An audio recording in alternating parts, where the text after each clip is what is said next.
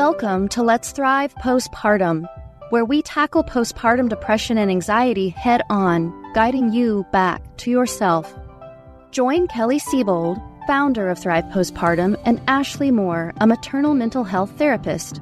Through honesty and laughter, we share expert advice and real stories. While not therapy or medical advice, you'll find education, support, and hope. Welcome to the village. Let's thrive postpartum.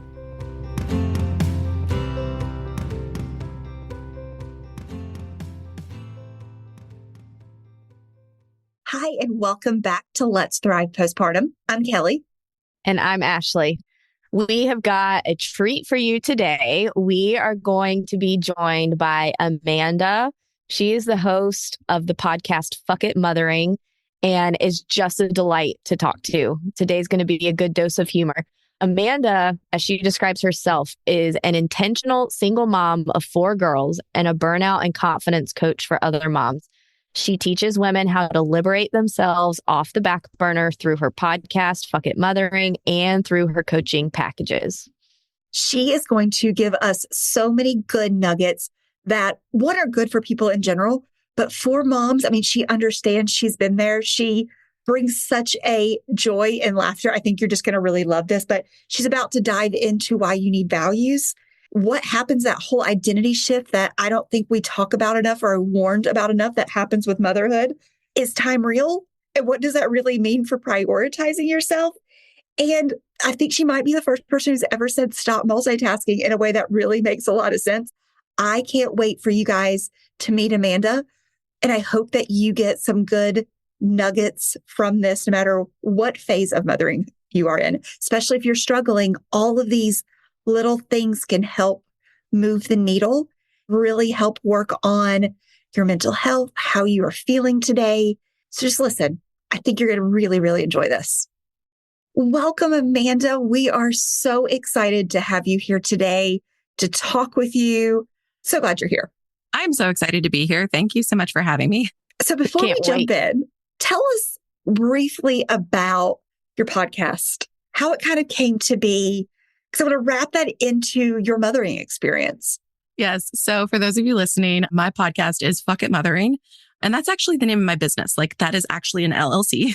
Fuck It Mothering. Me too. Because when I started my business, I knew I had to be 100% authentic to myself. I get one of 2 reactions with my business name. It's just like, oh my God, I love that. That's amazing. I need to know more. Or like the pearl clutchers of just like, that might be offensive and you might actually like be pushing people away. And I'm just like, that's fine, because then they're not my people.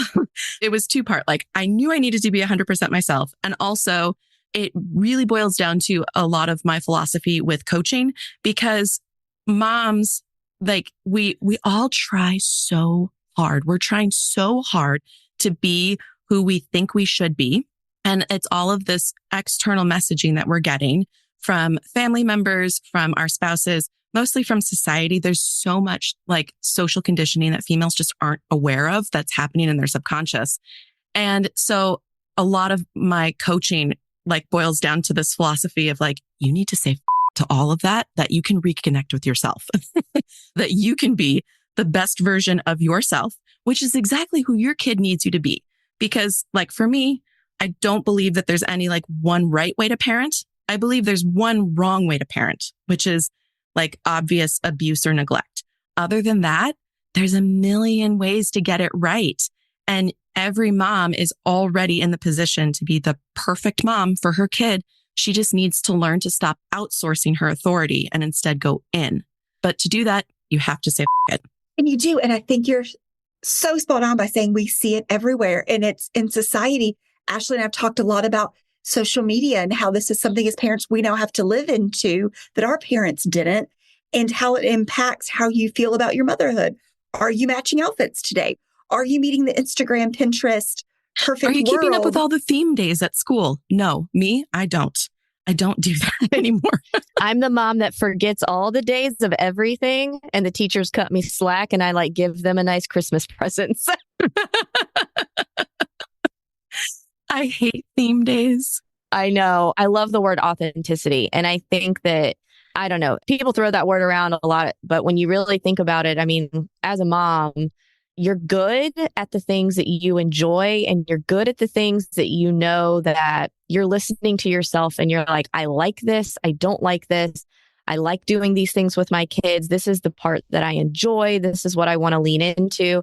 And when you're able to not pretend, or when you're able to mother and parent in a way that reflects like your values and the things that, I don't know, are important to you, I think you're the best version of a parent and the best version of yourself that way. If you love being outside and getting dirty, like let your kids do that. If no matter what friends or other people are saying, or I don't know, I think that it's so hard to really be authentic when it's so different for everyone and people seem to have the right way of projecting out into the world what we should be doing. Yes, exactly. And it's hard to, I think for most people, they don't know what their values are. They don't even know how to articulate their values. They don't really know what a value is, other than just like be a decent person. That's a value for across the board for most people, you know. It's a good one. Be a decent person. Don't murder, don't steal, like those basic things. But as far as like values that you can actually build your individual life on, that serves you in the best way, most people don't know what that is. They don't know how to do that. Yeah. What do you do with some of your clients? Like with some of my therapy clients, we've done these different value sort activities and stuff like that in the past, which are fun sometimes. Sometimes they're a little dry. What do you do with some of the moms that you work with when they're like, I don't know who I am. I've never had to think about it. How does that look? Well, right. And like motherhood, you go through such a huge identity shift, which not enough people talk about. Everything becomes about the kids and have no idea who you are as a person anymore. I start there. I'm just like, okay, we need to find time for you to just be not doing anything, like just me time, whatever you want to spend that time doing. But it can't be like, oh, I got to go to Target by myself. That's not me time. That's still a errand. Like, stop it. We're just so used to being so productive that like just starting there with just like, no, I really tried to sell them on waking up before their kids. It's a hard sell depending on the type of person, because some people are night people, but it helps so much with your sanity. If you just commit to waking up 30 minutes before you have to be on, and that's like your me time. Drink your coffee, drink your tea, drink your whatever you're doing, but like you're not planning anything. And this is where it gets tricky, because it's like, no, you can't like meal plan in your head. You can't be going over the schedule in your head. You can't, no multitasking. Like you're literally just like read a book, journal, great. Do not do anything productive. And that's where their brains kind of like short circuit. And we just start there, because once you start spending time with yourself, you remember like, oh, that's right. I used to like to read. Oh, that's right. I used to like doing meditations. Oh, that's right. And if you don't make space for it, it can't come in. And especially those moms who are struggling with postpartum depression and anxiety, finding those few moments and remembering, I do have stuff that I like. That was a very challenging thing for me. Like, what do you do with your me time? The more you do it and the more you get used to it, just like you were saying, the easier it becomes and the more you start to remember who you are. Because that identity change, I agree, is something we don't talk enough about, especially in those first couple years when you're kind of trying to figure out who you are, your hormones, everything else. It's very easy to get lost. Who you were for years and years and years, tends to disappear. Yeah. If you think about it, like everything in your life changes overnight. Like your body is totally different. And the way that you interact with everybody else in your life is different. The way that you interact with your work, if your work is different, like everything about you and everything about your life and how you interact with everything in your life has changed immediately, but no one talks about it. And it's like such a huge shift. You can't even fully like articulate what's happening inside of you. And so you need to spend time getting to know this new person that you are, because you are a new person and it is a new body. Like, please, like take the time to get used to your new body, but it's a huge identity shift. I wish they had at the hospital before we had our child. They made us take classes. We learned, how a baby's going to come out. We did all of that, which is great. But that child was coming out regardless if I was involved or C-section or whatever. She was coming out, right? She wasn't taking it. It was going to happen regardless of whether you knew what was going to happen or not. Yes. My OBGYN said that pregnancy, she said something like, it's the only thing where we 100% know the outcome. One day you will not be pregnant. Yes, it's going to. But we had to take classes classes for it. One day you will not be pregnant. I would love if there were any hospitals listening. I wish that was a birthing class. Let's talk about what you just said in the identity shift beforehand, that it doesn't smack you in the face a few weeks after when you realize you have no idea who you are anymore. What is happening? If pre-teach that, because that is something you can learn or prepare for versus it made no difference what I did at the hospital. I tried my best. I was no longer pregnant. Yes. So Amanda, how did you get into this? How did talking to moms and going through all this, how is this something you started doing and why? Yeah, just like most coaches or most people just who make a business of like helping other people, it's through my own experience in my own motherhood journey. I had definitely lost myself in motherhood completely. I had 4 kids within 6 years. So they came like bam, bam, bam. I started when I was 22. I like no clue who I was. And I remember like the moment when I realized that something was like seriously wrong was my sister was visiting and I was cooking in the kitchen. And it was just a simple question of just like, what's your favorite flower, sis? I don't think I've ever known that. And I was like, I don't know what my favorite flower is. And it sparked this, it was that simple question that just sparked this flame inside of me of like, do I know anything about myself? And I didn't. I was like, fuck this. I'm still a person. Let's figure this out. I started with like a challenge to do my hair every single day for a month. It was the month of May. And I was like, I'm going to do my hair every day instead of just letting it be a mess all the time. I'm going to commit to just doing my hair. I'm going to find the time because at that point in my time of my life, I truly believed I did not have time to do my hair, to have any time to myself, to do anything for me. And that is such a huge like struggle for most women. They honest to God believe they do not have the time because they don't understand how time works, but we'll get to that later. In that month, it was like, hey, look, I do have the time to do something very simple with my hair every day. And it just built off of that.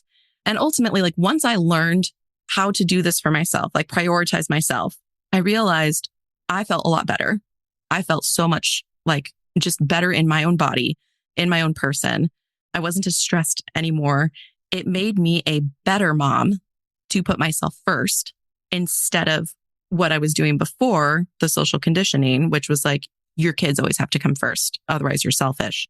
I'm such a better mom now that I put myself first. And it was just one of those like revelations of just like, this is the key to life. And I would feel really selfish if I kept it to myself because I got out of the pool, but my sisters are still drowning. And yeah, at the time had a safe corporate job. I was a staff accountant and I had the means to just like quit my job and start my business. And I was like, it, I'm going to do it. I love you when you were talking about time. And I think I was reading something recently how sometimes if motherhood is like, you're damned if you do, you're damned if you don't. If you do prioritize yourself, people are like, oh, what a luxury that you're able to do this, and induces this like you should be shameful about it. Yes. And then on the flip side, if you're like, I don't have any time, either it's like this badge of honor that like you're busy all the time, that you have no The extra mommy space, martyr. you're doing all the things, you know? It's like, where do you win? You have to just figure out how to prioritize yourself and block out all the other noise. Exactly. Yeah. Because when other people say like, oh, what a luxury, that's their yeah, they are. And they don't want to have to process that for themselves. So instead, they're just going to reflect that back onto you because it feels better for that. It's easier for them to do that. I just love this.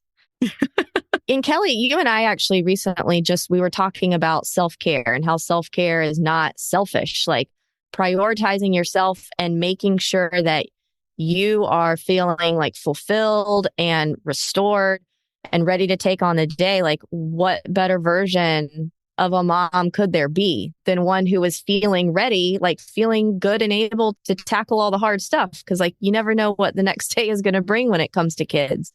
No, you don't. That's like the best, I think it's kind of like the best gift you can give kids in a way is the best version of you. But like that doesn't just happen magically. Like no, it takes so much work. And it's an intentional act every day. You have to choose every day to put yourself first. And it's so hard when you don't know how to put yourself first. When you're in those throes of, I'm struggling, I don't know who I am anymore. It's so hard to say, I'm going to make time. This is going to help me feel better in the long run. What pointers do you have when moms come in and they say, I don't have time, I can't do this? How do you kind of kick us in the bottom and say, yes, you do? Like, what do you want moms to listening to hear? You do have time for this. Let's talk about it. Right. I usually use myself as just that kick in the pants of just like, I'm a single mom of 4 kids and 3 of them are competitive dancers and I run my own business. If I can find the time, you can find the time. Literally anybody can find the time. And it's just like, listen, before you had kids, were your days busy? Yeah. Okay. Yes, because your brain is designed to fill in all the available time with what you have told it is a priority. Your problem right now is not a time issue. It's a priority issue. You do not prioritize yourself. You are telling your brain that you don't matter. You're telling your brain that the chores matter, that the errands matter, that the kid matters, that the spouse matters, but that you don't matter. You are always the expendable one. That's why you don't have time for yourself. And then we go from there. Just follow up with that train of thought. I know you can't cure us or kind of, everybody listening in one conversation. Okay, if I don't matter, what advice do you give people or how do we help moms realize that they do matter? Because they do. They're probably the most important person is themselves. Yes. Like imagine if you went down. Just take a moment to just imagine the show that would be your family. It would be your husband trying to manage what you manage if you went down. Like imagine all of the people that your husband would have to hire to fill in you, the one person. You are the most like learning and internalizing that you are the asset of your family is going to create the biggest shifts for you. And it's just a matter of becoming aware of like your thought processes because like 90-something% of your thoughts are happening in your subconscious. It's like all of this negative self-talk, all of this, you're so used to it. First of all, it's a track that you've played in your head since the beginning of time. It doesn't like ring off any alarm bells for you to pay attention to it. So it's just like the first step is just like becoming aware of what's going on in your own head. And then you can start working on like, oh, wow, I'm really mean to myself. Wow, I really don't prioritize myself because they don't really see it that way. They see it as like doing what needs to be done for their family. But like, if there's no you, there's your family's completely up shit's creek with no paddle. Yeah. I also love encouraging moms. And it's hard to say some of these things without it inducing guilt, right? Or like seeming to induce some shame.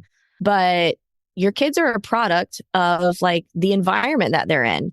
And when they're in an environment where mom is able to engage and connect and be able to respond, have a measured response and not overreact to certain things and sit down and have a discussion about something and not snap. I mean, we all snap and yell. It happens, right? But like when you're able though to then reflect and say, I really shouldn't have handled it that way. This is what I could have done instead. And you're able to process that through with your kids. That can only happen when you're taking care of yourself. It's good for you. It's really good for your kids. It is also really good for you, like as the mom. Yeah. And it can only happen if you're taking care of yourself. And it can only happen if you have love for yourself. Because like if you truly love yourself, then it's easier to combat the shame thoughts that come through your head. And just recognizing that thoughts are not the absolute truth. They're just sentences in your head. Feelings are just sensations in your body. Everything's going to be okay. Like all those things that you're feeling and all the things that you're thinking, they're only true if you decide to keep it. But really, like you have to love yourself. Otherwise, you're going to feel like crap all the time. And I think that was a lesson I had to learn. What you just said, that thoughts are just in your head. They're not true. They're not real. That blew my mind when I learned that. Same. Like I did not know that. And when you're so sad in depression, those thoughts are very real. And it's now who you are in realizing you can change these and they can just float through your head and keep going out of your body, leave. They're not real was kind of game changing for me because I just assumed every thought I thought was me. Right. Well, we all do. Yeah. And it's so interesting too, when you just sometimes take something you say to yourself and just at first change the tone, the way that you talk to yourself. Can be a tone of like condescension, or it could be a tone of like encouragement, even by saying the same thing. And I think a lot of people, they're like, yeah, I don't think I'm really that negative. And I'll say, I want you to kind of just say out loud, what does the voice actually sound like when you're talking to yourself? And sometimes I'm like, ooh, she doesn't sound very nice. Yeah. I don't know if you want to be friends with her. Is that if that's what you're hearing all day, you're probably not going to feel very good. Exactly. But it's that awareness piece, right? Because they're so used to it. It's just a Spotify playlist that you've had in your head forever. It doesn't sound weird or abnormal to you until you're like talking about it out loud. And it's like, oh, wow, this is actually terrible. Yeah. And we all deserve so much better. I feel like we should be our number one cheerleader, right? Like you are the person who loves you most. How do you keep giving yourself those moments? And I think since you and I first met, Amanda, I've said fuck it mothering so many times in my head that I'm just like, it makes me feel better. Like this is just now a thing that it's just part of my thought process. I'm like, well, that took the shame and guilt away. I feel good about that. Yeah. But thank you for those little moments. You're welcome. Pop into my head now. You're welcome. And it's so hard. I mean, and I'll say I have a 2-year-old and a 5-year-old. My 2-year-old, not a great sleeper. I am in her room and wake up in her room many, many times during the week. And that's right now I've just accepted that's what we're comfortable with. And that's how it is. But I know like when I wake up and I've been in her room all night and I wake up 6:30 a.m., I know I'm not going to get the time right now. I'm not going to get the time to myself in the morning, but I make sure that in the evening or at some point, like in the afternoon, I'm building in something for myself because I have to. Otherwise, I am grouchy. I am irritable. And I swear my 5-year-old is the most empathic person ever. He picks up on it and I'm like, ooh, all right, maybe I need to go out on a walk or like, let's go do something outside. Let's do something something that I want to do. I try and ask myself a lot of times during the day, like, if I notice that I'm really not in a great mood, like, what do I need that I'm not getting? And what can I do about it? And sometimes that means moving meetings. Sometimes that means ordering dinner or like going to the beach or putting in something that's fun. You kind of constantly have to be asking yourself, like, what do I need? What am I not getting today? Right? That could help. Yeah, exactly. Like let your emotions like be the guides that they are. So if you're having a day where you're kind of, you notice you're snappy and you're frustrated, instead of getting mad at yourself, like, God, what is my problem today? Like nothing's wrong. This is a normal day. I don't know why I'm feeling this way. I don't know why I'm like, instead of all of that, your body's trying to like signal something to you like, hey, we're missing something here. Tune into it. Be curious without judging yourself. And that is such a good skill that so many of us could work on. And I say that talking to myself, like, what actually am I missing? Too. Why am I moody? Like learning about my unmet needs or whatever. Did I not sleep enough last night? What did I do to myself or what's happening in my environment that is just, I consciously don't understand why I'm so mad. Yeah, exactly. But that curiosity piece is so crucial because if you're just judging yourself, then you're just resisting it. You're just trying to get rid of the emotion, just try to bottle it like this shouldn't be here. And then you're just going to make more of it. So stop it. Just be curious and really think about it. And then it always comes to you. Like I talk to my brain all the time, which sounds so weird, but it's just like, okay, brain, what's going on here? Like, what am I missing? And it always comes to me if I'm curious and not judging myself. How do you turn off the judging yourself? None of us will ever turn that off. We all know that. How do we turn it down from volume 10 to like volume 5? Right. I mean, I'd love for 1, but that's a big step to kind of go. Amanda, Ashley, what do you both kind of see working with moms as far as judging yourself less, removing that stigma that you have to do something the Pinterest way, or, you know, what we talked about at the very beginning, theme days. How do you stop judging yourself for not doing what you feel like you should be doing? And I'm doing air quotes with that. Talking to other moms about all of this honest that's going on in your head is so helpful because I guarantee you're not alone. I don't care where you're living in the country. I don't care what school you go to. If you start talking to other moms about these things, they're going to be like, oh my God, me too. It's just that we're all so busy judging ourselves and shaming ourselves like, oh, I shouldn't be this way, that we don't talk about it. If you talk about it and then you realize like how normal it actually is, it makes you feel so much better. It's like, oh, it's not just me. There's nothing wrong with me. And the more you can put those pieces together of like, give your brain examples of like, there's nothing wrong with me, it makes it a lot easier to stop judging yourself. And I think like some of the confidence is a big piece too. I think a lot of times we'll judge ourselves in areas like especially if our confidence and self-esteem is feeling low, that is like a breeding ground for like feeling like nothing is good enough or you're not doing it the right way.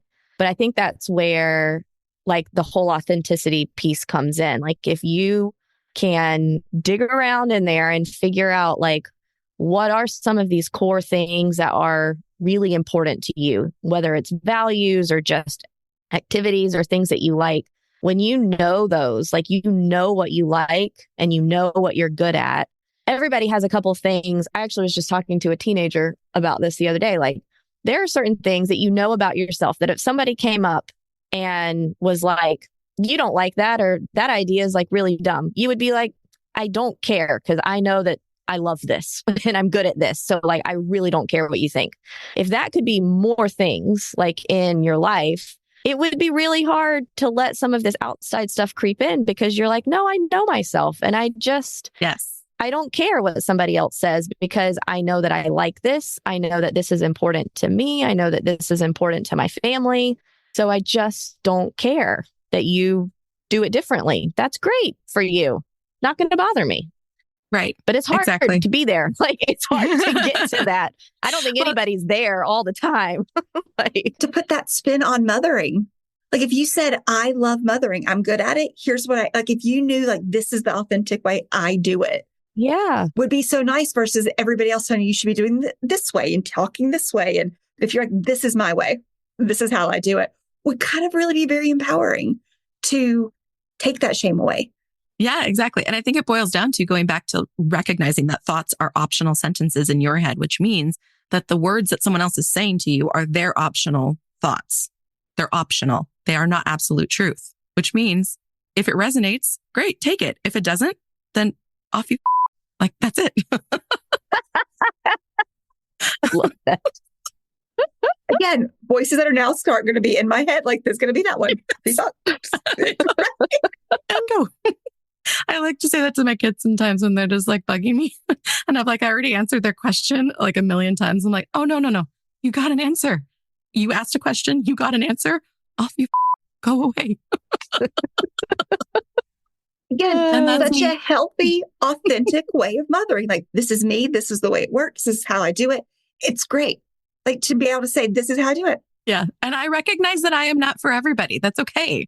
My kids aren't for everybody. Also okay.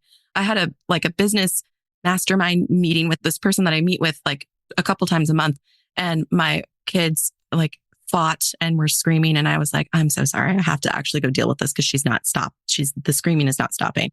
And I come back and I'm just like, dude, I cannot. I'm so ready for school. They can't be together all the time. This is too much togetherness. We're just not this type of family that can have this much together time. They're just four really big, strong female energy. I can't.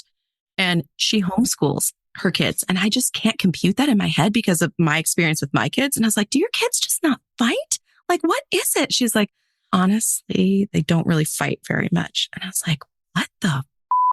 But I didn't ever say, I wasn't even thinking like, what's wrong with my kids? I'm just like, that is a totally different alternate universe. Like in Marvel movies where there's different parallel universes. I'm like, you live in a whole other parallel universe that I will never understand because your experience of your kids being siblings is so different from mine. But it's okay. And it's okay. And that's why there's a million different ways to do it right. Like you said, yes. Kids are so different. Parents are so different. Environments are so different. Like you have to just figure out what works for your family. And yeah, there might be times that we wish it was different, but if that's just the way it is, sometimes that's just the way it is. Exactly. Yes. I do wish that I could have a whole day without my kids fighting. Like, I can't even imagine that. A whole day where no fights. I've never had that. Yeah. But it might be that that's the season. The forever season. They're never like, they're just. Well, one day they're not going to be there fighting, right? I mean, eventually one day that's going to happen. They'll come home for Christmas and they'll be fighting for the week that they're home for Christmas. And they'll be fighting for like, Christmas. Oh, life is normal again. Merry Christmas. Amanda, you have given us so much good information. Everything from thinking about what are your values as a person, as a mom, as you're going through that identity shift, thoughts of how to prioritize yourself so that you can care for yourself and your family better, looking at different ways to pay attention to the thoughts that are in your head, that they're not real, and that time does shift based on what you make priorities for. I mean, all of these things are such good human lessons, but when you apply it to moms and moms that might be kind of really struggling to figure out who they are right now, all of these can start really helping you figure out how you feel and who you are. And I guess just finding yourself again in there. So many great tips that have just, I kind of want to just bullet these out and give to people. Like this should just be something that we teach people. Could talk about it for hours. Yes. Again, hospital lesson. And actually, I'd like to share one more. When you are struggling to find pockets of time for yourself, look for the times of the day when you're multitasking. So for me, when I was working outside the house, it was my drive to and from work. I would spend that time thinking, like planning, like really look at the times when you're strategizing, you're planning in your head, and stop doing that. Instead of using my drive to and from work, making phone calls, like canceling appointments or just thinking about all of the things that I needed to do, I just stopped doing that. And then there you go. I have a pocket of 15 minutes where I can listen to music that I went so long without listening to music because my brain was constantly running. And another thing that I really love to tell my clients to do is like find 10 minutes, start with 10 minutes to squeeze in between when you're done working, but when you have to go to mom duty. We just go from one thing to the next. We're always like, go, go, go, go, go. So of course you don't think that you have time. Everybody has 10 minutes. It's just 10 minutes. Sit in your car for 10 minutes. Especially in the world where so many people work at home and everything, that separation gets gotten smaller and smaller. And my husband actually pointed that out to me. He realized, he was like, since I've started working from home, like I didn't have that 25 minutes in the car to just rant in my head about what happened at work or to listen to music or to do something. It's like click off, walk downstairs, immediate into chaos. And I was like, oh, you are right. And there's like so many people who fairly recently, that is now the new like situation that they're in. Stay in your office for another 10 minutes and do nothing. It makes a big difference. I love that. I do. I shut the computer and you walk downstairs and you're instantly mom. There's no I don't. Find yourself a moment before you do that. Make that transition. My kids don't actually know when my meetings end. And nobody would. That's a great point. Your kids won't know that. You know that. Why would you not give yourself 10 minutes? That's a great point. Yeah. Just stay in your office it's 10 minutes. It's nothing. And sometimes, most of the time, that's longer than 10 minutes for me. I'm just like, oh, this is nice. I'm going to read a book for 30 minutes. Like, they don't know the difference. And you're going to be a better mother for it, for having some time to yourself. Yes, 100%. And when we're talking about values, it doesn't have to be something super deep because I'm a recovering perfectionist here. So if I had heard that advice before, I would have been like trying to find something like super deep and meaningful. It doesn't have to be super deep and meaningful. For example, a value of mine is sleep. Sleep. Once I am tired, like I need to get at least 8 hours of sleep. I will sacrifice anything. I'm not going to stay up late to finish the dishes, load the dishwasher. I'm not going to help my daughter with her homework that I offered to help her earlier in the evening. And she's just barely getting to it now at bedtime. I'm like, nope, sorry, that's a you problem, not a me problem. I'm going to sleep. Like it can be as simple as just like sleep is a value of mine. And for all of our moms listening, if you've got kids that are infant, young toddler, sleep is also a value, right? You might not get 8 straight hours, but if you can get 5 more minutes than you got yesterday, that 5 minutes is going to make such a big impact on your mental health. I feel like that should be a value that every one of us says, that's on my list right now, whether your kids are teenagers or if your kid is 2 months old. How do you get more sleep, even if it's just small segments, till you get full 8 hours? I've literally taken a 5-minute cat nap because I got to the school a little bit early to pick them up. And I'm like, oh, I've got like 5 minutes until the bell rings. I'm going to take a cat nap in my car right now. Yeah, I do that too. I put on like a little meditation sometimes. I lean the seat all the way back. Yep. And I'm like, I wonder what all the other parents are thinking when they drive past and see me laying down in the I know. And I'm like, I don't care because I'm tired. And that 5 minutes, like it really does energize me to get through the rest of the evening. It's crazy. And remembering that it's different for everyone. Whenever you prioritize sleep in a way that works for you and for your family. says the mom who was like sleeping in her 2-year-old's room half the time. So. You are doing what you need to do. I'm sleeping. Yes. Just different room. It's okay. Yeah, it's fine. It's not going to be like this forever. And one day that will change. Exactly. Yeah, I know. One day. It's the only thing for sure is that things will change. Exactly. Yep. That and that the baby will come out eventually. Those two things are for sure. Yeah, it's going to come out. You don't need a lesson on it sometimes because it's going to happen. You're not going to be pregnant anymore. Ladies, can we just do this again where we just hang out and talk about life advice and because all of this, whether you are struggling at the moment, just had a baby, or your child is 25, I mean, all of this are great things for yourself as a mother, as a human, things that we should all remember and to do. And I kind of feel like I need to go work on my values. I should have a list in my head. Maybe that's the perfectionist in me too, being like, well, what is my list? Do I have them written down somewhere? But sleep is definitely at the top of that. You don't need a whole list. Maybe you will just figure out one and go from there. Sleep. I like it. Thank you so much for having me. This was so much fun. I know. Thank you. Thank you so much for coming on and talking with us and sharing such great insights for all of our moms. This was wonderful. We'll put all the links to Fuck It Mothering, the podcast, all the ways to get in touch with Amanda.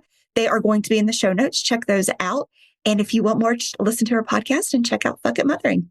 Amanda, thank you. Oh, Kelly, this was a good one. So much fun. So impactful, so important, and just so enjoyable. Amanda, you're great. I know. I mean, it's just really, it makes me think about where, especially with time, like, what am I spending my time doing?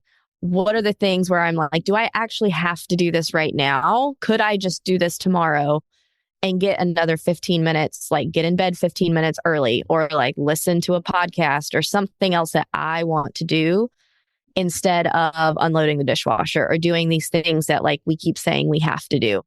I just love how it's like these little mindset shifts that can have a really huge impact. Absolutely. And I just know when you're struggling so much and trying to figure out who you are and what's happening, realizing that my thoughts aren't real. And so I can be having intrusive thoughts or things, but saying that this isn't real. How do you look at your mindset? But again, also, how do you find those few minutes for you? Even if those few minutes are 5 minutes of sleep, all of it helps and kind of just brings you back to who you are and kind of helps move the needle from some of that darkness. Yeah. Prioritizing yourself is so important. Even when you're the mom of a newborn or you're the mom of an 18-year-old or a 40-year-old, prioritizing yourself is so important. Thank you guys for joining us today with Amanda. You can listen to her podcast. Again, it's Fuck It Mothering on all the podcast networks. We've also included links to her social media platforms, the podcast, and also how you can get on her calendar in the show notes. Check her out. We hope you got some good nuggets that you think through your values and your identity shifts and everything else that we talked through today. We'll see you next week. Bye. If you enjoyed this episode and found it helpful, please be sure to hit subscribe, leave us your feedback, and give us a 5-star review. For even more support, visit us at wethrivepostpartum.com/podcast to sign up for our newsletter and learn more about our community. Remember, you are not alone. With support, you can feel better. Together, let's thrive postpartum.